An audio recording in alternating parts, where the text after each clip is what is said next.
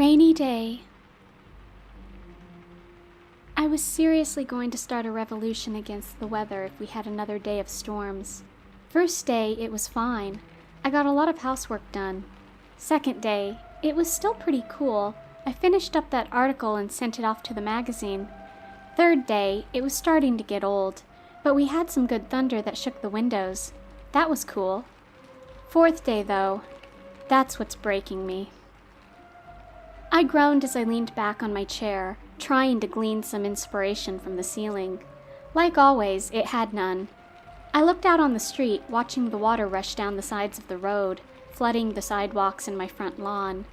It was going to be a bitch to mow that later. Still, it confirmed my fears. Going outside was not going to happen, unless I started bleeding from my eyeballs and needed to go to the hospital. I closed the nearly empty Word document and started scrolling through Facebook.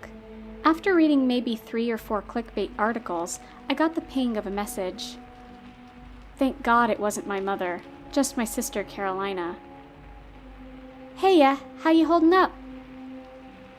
I glared daggers at the rain outside before I responded. About to die of cabin fever, some storm last night, right? Oh God, yeah. Lucille didn't sleep a wink, and when I did finally get her to sleep, she woke up an hour later screaming. She says she saw someone falling from the roof. Last time I tell her that story about the thunder being God and the angels bowling. I chuckled. That old one kept me from sobbing whenever it stormed. My sister was relieving my boredom already. Poor kid. Give her hugs from Auntie Emma. I will, once she gets up from her nap. Just the thought of my niece made my day brighter. Even looking outside wasn't as bad anymore. Still not great, though. It was pouring buckets. Hold on a sec. Was someone out there? I got up from my computer and walked to the window, thinking it was maybe someone taking their garbage to the road or taking their dog for a walk. It was a woman. Naked. Covered in mud. With a 1,000-yard stare that focused on nothing. Jesus Christ. I ran out the door so fast I didn't even have time to close it. No time to worry about Mittens and Muddy getting out now. The rain was like ice down the back of my shirt, but I ran down to the street and to the woman's side. Hey, hey, hey! I took hold of her arm. She didn't look at me, but she did stop walking. Are you okay? Holy shit! She was freezing cold. I don't know how she wasn't shivering. What's your name? It was like talking to a mannequin. A blonde mannequin. Shit. What to do? What to do? First things first. Get her inside, get her dressed, try to call 911. Hey, miss? I stepped back, gently pulling her along. How about we go inside, huh? Get you warmed up? I can make you something to eat. It would have to be eggs. I can only cook eggs. She still didn't look at me, but she didn't resist as I took her into the house. The thunder boomed and the lights flickered as we stepped inside. But I was focused on getting her to the couch to sit down. I normally wouldn't let anyone's naked ass on my couch, but there was an exception to every situation. I ran into the bathroom and grabbed the biggest towels I could, the fluffy ones. Think, what else? What else? Socks and underwear. I think I had an unused pack somewhere in my dresser. Towels first, though. Towels first. The woman hadn't budged an inch, but the cats were curled up around her ankles, purring and nudging her calves. Lucky her. They normally don't like strangers, I said as I rested the first towel around her shoulders. That's better. Are you okay? Are you hurt at all? Finally, the woman turned to look at me. Her sea-green eyes finally seemed to focus on something, and that something was me. She smiled. I'm okay now. Thank you. This is nice. She pulled the towel tighter around herself and took a deep breath. Lavender. I love lavender. Smells like my father's garden. Her voice had a cultured tone to it, like someone from the courts of England. I breathed a sigh of relief. She was responding to me. She remembered something about her home. That was a good start. Okay, let's get you cleaned up and into some actual clothes. I'm Emma. Abigail. My name is Abigail. I refused to leave Abigail alone in my bathroom. I still had some high-dose pain medication stashed someplace from my back surgery, and I didn't know if she was a druggie. Although when she got cleaned off, I began to doubt that. She was practically glowing when she wasn't covered in mud. No marks on her arms, her skin was flawless, and although she was a little thin, she was by no means starving to death.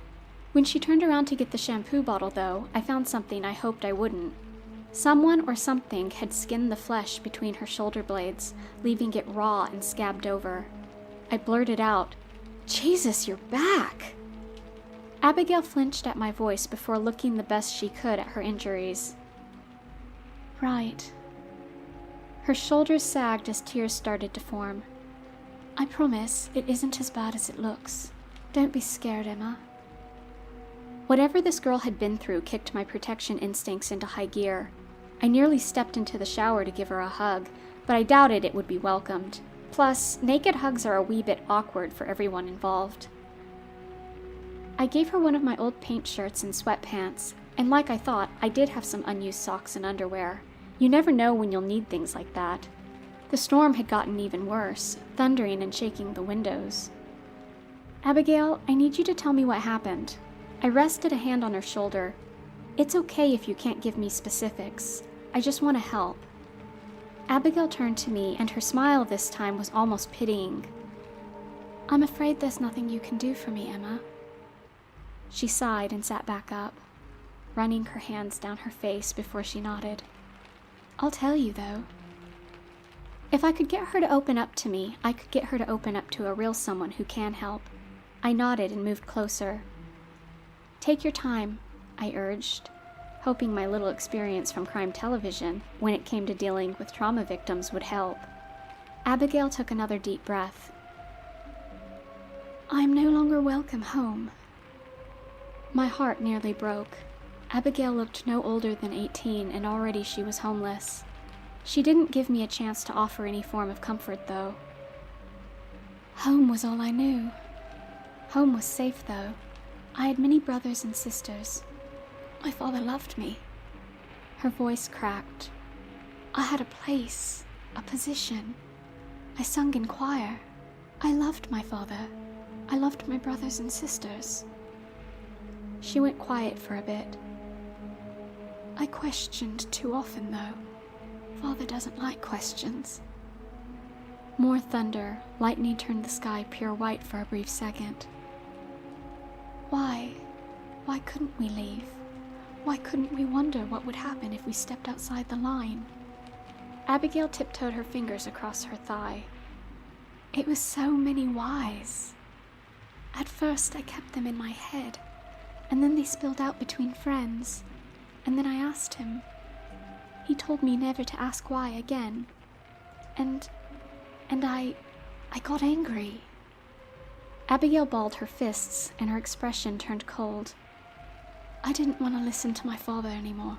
I wanted to go my own way. I just wanted to try something new. And he told me if I walked out that gate, I would lose everything that made me beautiful." "But you are beautiful." Again, I said the first thing that came to my mind. Abigail squeezed her eyes shut and shook her head. "No, I'm afraid not. Not when I left my father's side.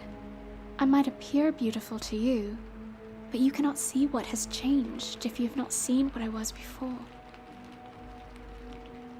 What she was before? Lightning flashed wide in front of the window for 5 entire seconds, making the house as light as day. The next bang of thunder knocked the lights out, and the front window that had been shaking all this time exploded. Slivers of glass went everywhere, embedding in my face and arms. I screamed and threw myself in front of Abigail to shield her from the glass. When I lifted my head, though, I no longer saw Abigail. I saw a shadowy, rotting skeleton. No glory light, no soulful eyes. Instead, there were empty sockets, blindly staring forward. Flesh clung to her bones, reeking of rot and wriggling with maggots. One of them landed on my lips and wriggled into my mouth. And her back had splintered, bleeding bones sticking out like snapped twigs ready to be thrown into a fire. Her skull turned towards me, her teeth chattering. I could hear laughter echoing in my brain. Can you see what's changed?" When I came to, I was lying on the floor. The power was back on, although the light bulbs had burst along with the window. My mouth was filled with blood, and when I sat up, I spat out the tip of my tongue onto the floor. Muddy was staring lifelessly at the ceiling, his mouth covered in a white foam as his belly bloated out. Mittens was nowhere to be seen. Abigail stood at the doorway, looking at the sky. The storm had stopped. She turned back at me, her face back to the beauty it was before. "Goodbye, Emma. For this I offer one piece of advice. Maybe sometimes asking why is more trouble than it's worth." And she walked outside. I got up and watched her go down the street, turning right onto Honeydew Lane, and like the storm, she was gone. I collapsed to my knees as Mittens rubbed against me, purring loudly. She dropped something onto my lap, and I burst into tears. It was a maggot, still squirming, with a white, downy feather stuck to its swollen body.